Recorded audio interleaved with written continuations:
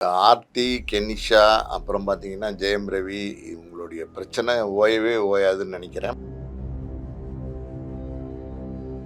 உங்களால நீங்களே அதுலருந்து வெளியில வர முடியல அப்படின்னா, அவங்ககிட்ட போனீங்கன்னா அவங்க வெளியில கொண்டு வந்துருவாங்க. அது எப்படின்னு நமக்கு தெரியல. ஸோ அந்த ஸ்பிரிச்சுவல் ஹீலரா வேற அவங்க இருக்கிறாங்க. ஸோ இவருடைய கவலைகளை வந்து சொல்லியிருக்கிறாங்க. அவங்க மருந்தா இருந்திருப்பாங்கன்னு நினைக்கிறேன். பெரிய கிராண்டான ஒரு ஃபங்க்ஷனா பண்ணி அதில் வந்து ஜெயம் ரவி கெனிஷாவோட வந்து ஜோடி போட்டு வந்து அவதூறு கருத்துக்களை கெனிஷா பதிவிடல, ஹேக் செய்யப்பட்டு வேற யாராவது பதிவிட்டாங்களா, இதெல்லாம் வந்து பார்த்தீங்கன்னா சைபர் கிரைம் போலீஸ் தான் விசாரித்து சொல்லணும். நீங்க ஒரு நடிகராக இருக்கிறதுனால, செலிபிரிட்டியா இருக்கிறதுனால நீங்க ஒரு ரோல் மாடலா இருக்கும். அது வந்து கெனிஷா பண்றது தான் தவறு. அவர் வந்து குழந்தையா அப்படின்னா நீங்க ஏன் ஜோடி போட்டு வரீங்கன்றேன் நான். இது தப்பு. அதாவது வந்து ஒரு குடும்பத்தை கெடுக்கிற வேலையை வந்து அவங்க பண்ணிட்டு இருக்காங்க. இது ரொம்ப ரொம்ப தப்பு. Come from a community like you. I come from a community where my parents have said always respect people, don't cheat anybody, don't lie to anybody, don't take what is not yours. Don't don't erupt a volcano just because you want to see fire all around you. I come up from that upbringing. இது முழுக்க தவறு வந்து எப்படின்னா அந்த Kenisha Francis மேல தான்.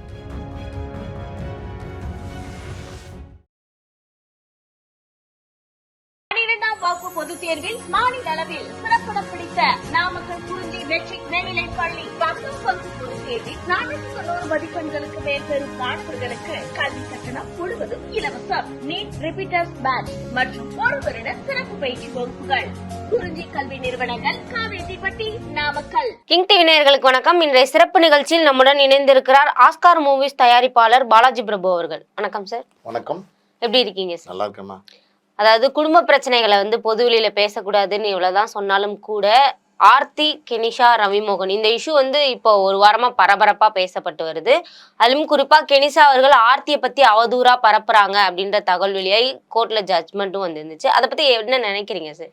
அந்த Aarthi, Kenisha, அப்புறம் பார்த்தீங்கன்னா ஜெயம் ரவி இவங்களுடைய பிரச்சனை ஓயவே ஓயாதுன்னு நினைக்கிறேன். பார்த்தீங்கன்னா கொஞ்ச நாளாக வந்து சைலண்ட்டாக இருந்தாங்க. மறுபடியும் வந்து ஸ்டார்ட் ஆயிடுச்சு. இது வந்து எப்படின்னா ஜெயம் ரவி, அவருடைய மனைவி ஆர்த்தி, 2 குழந்தைங்க இருக்காங்க. நல்ல குடும்ப வாழ்க்கை. அது எல்லாத்தையும் விட்டுட்டு பார்த்தீங்கன்னா கெனிஷாவோட வந்து இப்போ வந்து சுற்றிட்டு இருக்கார். அதான் உண்மை. இது எல்லாருக்கும் வெளிப்படையாக தெரியும். அவங்க வந்து கோவாவை சேர்ந்தவங்க.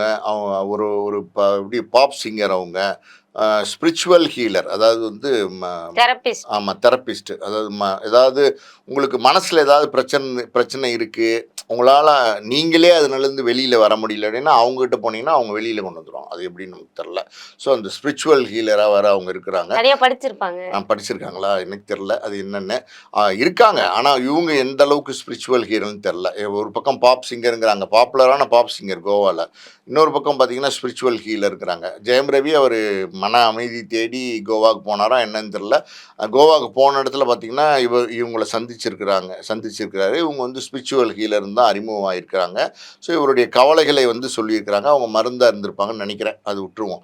அதுக்கப்புறம் பார்த்தீங்கன்னா அது வந்து காதலாக மணந்துச்சா என்ன கன்றாவையும் நமக்கு தெரியாது. இன்றைக்கி வந்து பார்த்தீங்கன்னா ஜெயம் ரவி, கெனிஷா 2 பேரும் தான் வந்து ஜோடி போட்டு சுற்றிட்டு இருக்கிறாங்க. சமீபத்தில் ஜெயம் ரவி வந்து அவருடைய பட நிறுவனத்தை தொடங்கினார்.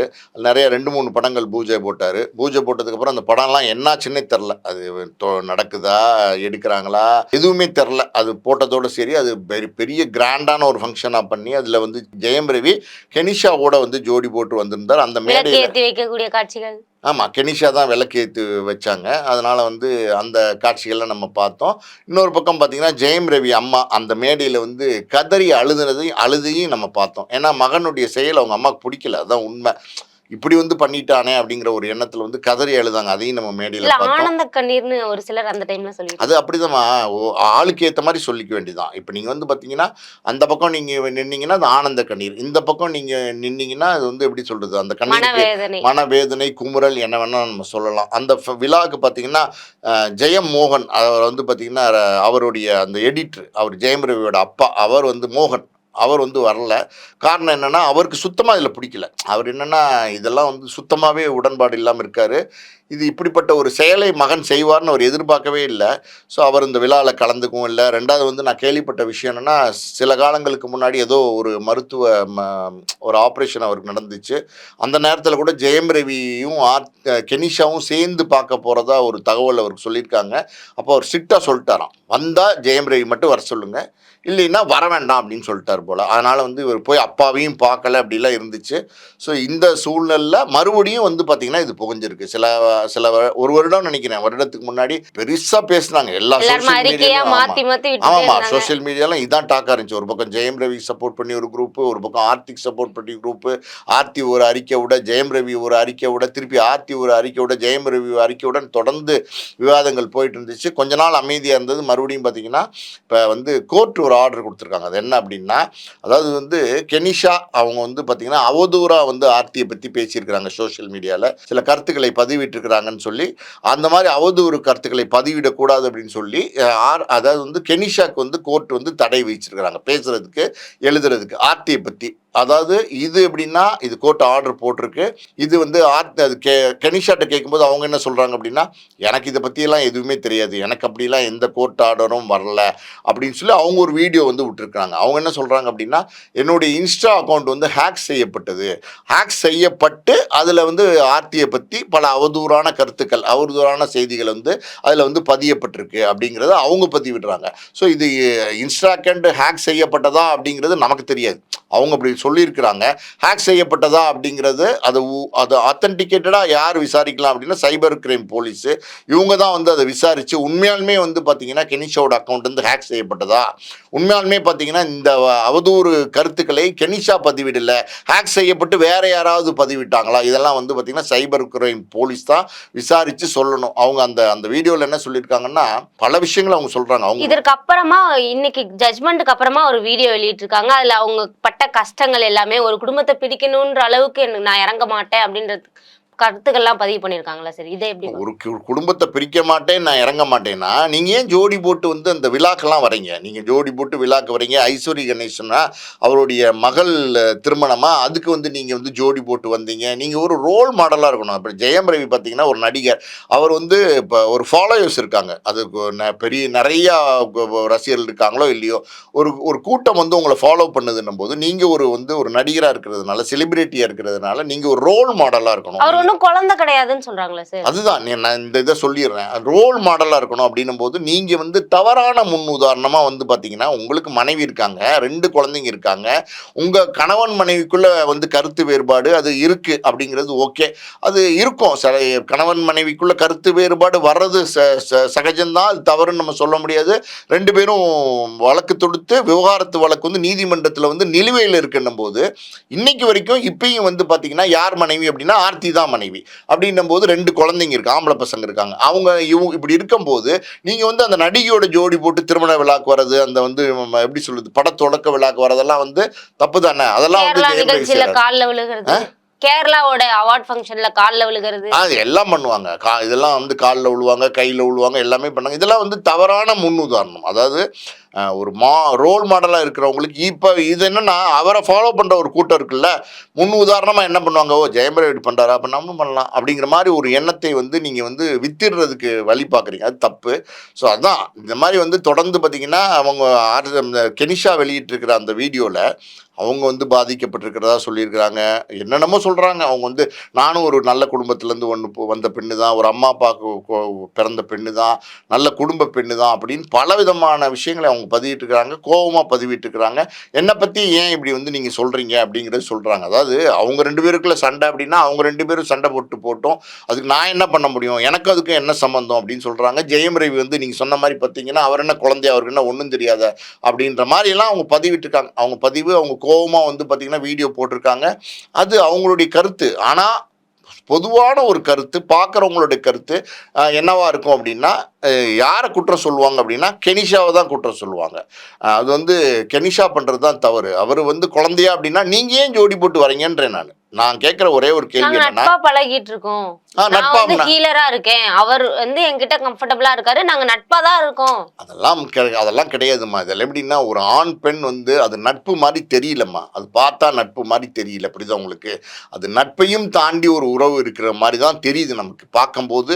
இது அப்படிதான். அதில் ஒன்றும் நம்ம மாற்று கருத்து சொல்ல முடியாது. அது அவங்க தனிப்பட்ட வாழ்க்கை. அதில் நம்ம வந்து பெருசாக விமர்சனமும் பண்ண முடியாது. ஆனால் இது தப்பு. அதாவது வந்து ஒரு ஒரு குடும்பத்தை கெடுக்கிற வேலையை வந்து அவங்க பண்ணிட்டு இருக்காங்க. இது ரொம்ப ரொம்ப தப்பு. நான் குடும்பத்தை கெடுக்கலன்னு சொல்றாங்க சார். எனக்கு வந்து 4 மாசம் கரு கலைஞ்சிருக்கு, எங்க அப்பா அம்மா இறந்துட்டாங்க, என் கூட யாருமே இல்லை, ஹஸ்பண்ட் விட்டுட்டு போயிட்டாரு, இவ்வளவு ஸ்ட்ரகிள்ஸையும் நான் தாண்டி வந்திருக்கேன்.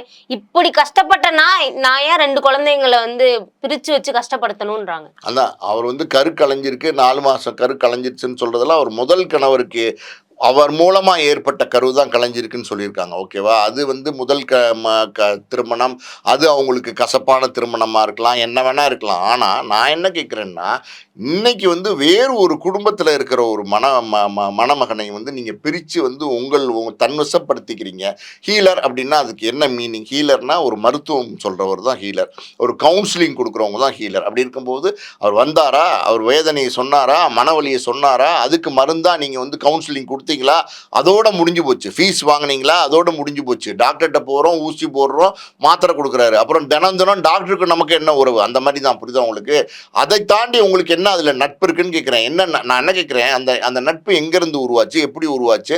சரி, நட்புங்கிறீங்க, நீங்கள் சொல்கிறது நட்பாகவே இருக்கட்டுங்க, நட்புனே நம்ம எடுத்துப்போம். அப்படின்னா நீங்கள் இன்னைக்கு வந்து எப்படி சொல்கிறது, ஜெயம் ரவி அவர் ஒரு செலிபிரிட்டி நடிகர், அவருடைய மனைவி குழந்தைங்க இன்னும் விவகாரத்தை ஆகாத சூழ்நிலையில் நீங்கள் ஜோடி போட்டு வரதுங்கிறது மற்றவங்க கண்ணை ஊத்துதில்ல. அது நண்பர்களோட பழகக்கூடாது. தாராளமாக பழகலாமா? நண்பர்களாக பழகிறதுக்கும் நாங்க யாரோட நண்பர்களா இருக்கணும் அப்படின்னு நீங்க ஏன் முடிவு பண்றீங்க? சோஷியல் மீடியா பிளாட்ஃபார்ம் ஏன் முடிவு பண்ணுதுன்னு கேக்குறாங்க. சோஷியல் மீடியா பிளாட்ஃபார்ம்லாம் எதுவும் முடிவு பண்ணணுமா? சோஷியல் மீடியா பிளாட்ஃபார்மில் நீங்கள் பண்ணுறது தப்புங்கிறதுனால பல பேர் வந்து விமர்சனம் பண்ணிக்கிட்டு இருக்கிறாங்க. யார் சோஷியல் மீடியாவில் பிளாட்ஃபார்மில் என்ன இவங்களை விமர்சனம் பண்ண போகிறாங்க? இது என்ன? இவங்க யாருன்னே தெரியாதுமா. இவங்க கோவால இவங்க இருந்தவங்க, இவங்க யாருன்னே தெரியாது. தமிழ்நாட்டு மக்கள் தெரியுமா இவங்கள? கெனிஷா பிரான்சிஸ்னா தமிழ்நாட்டு மக்கள் தெரியுமா? ஆர்த்தின்னு சொன்னா ஜெயமிரவியோட மனைவின்னு தெரியுமா இல்லையா? சுஜாதா விஜயகுமார்னா ஒரு பிரபல தயாரிப்பாளர்னு தெரியும். இவங்களுக்கு என்ன அடையாளம் இருக்கு? இவங்க எங்க இருந்து வந்தாங்க? இவங்க எதுக்கு வந்து ஜெயமிரவியோட? நான் ஒரே ஒரு கேள்வி கேட்குறேம்மா, இந்த தயாரிப்பு நிறுவனத்துல எல்லாம் இவங்க பார்ட்னர்ஷிப்ல வந்திருக்கிறாங்கம்மா. இதெல்லாம் எதுக்கு? இவங்க இந்த ஜெயமிரவிக்கும் இவங்களுக்கும் என்ன, எதனால வந்து இந்த பார்ட்னர்ஷிப் தொடங்கப்பட்டது? எதனால இவங்க வந்து பார்த்தீங்கன்னா 2 பேரும் வந்து பல பொதுவெளிகளில் ஜோடி போட்டு வராங்க? அது தவறா இல்லை அப்படின்னா, அது நட்பு தான் அப்படின்னா, அதை நம்ம வந்து பார்க்குறவங்களுக்கு வந்து தெரியுது. இது வந்து பனைமரத்து கீழே நின்றுக்கிட்டு நீங்கள் கல்லே குடித்தாலும், சாரி, பனைமரத்து கீழே நீங்கள் வந்து பாலே குடித்தாலும் அது கல்லுன்னு தான் சொல்லுவாங்க. அந்த மாதிரி தான் இவங்க வந்து. அது எனக்கு தெரிஞ்சு அது நட்பு மாதிரி தெரியல. நாங்கள் நட்போட தான் பழகிட்டு இருக்கோம். பிடிக்கலன்னா எங்களை ஃபாலோ பண்ணாதீங்க, எங்கள் போஸ்ட்டை பார்க்காதீங்க, அதற்காக தவறுதலா வந்து கமெண்ட்லாம் போடாதீங்க அப்படின்னு சொல்லிட்டு ஒரு சில கமெண்ட்கள் போட்டு அதுக்கு கெட்ட வார்த்தையில திட்டியுமே வீடியோ போட்டிருக்காங்க. ஆமாம்மா, திட்டி வீடியோ போடுவாங்க. அவங்க வீடியோ பார்த்தா கொதிச்சு எழுந்து வந்து பார்த்தீங்கன்னா நீதி கேட்டு போராடுறாங்க.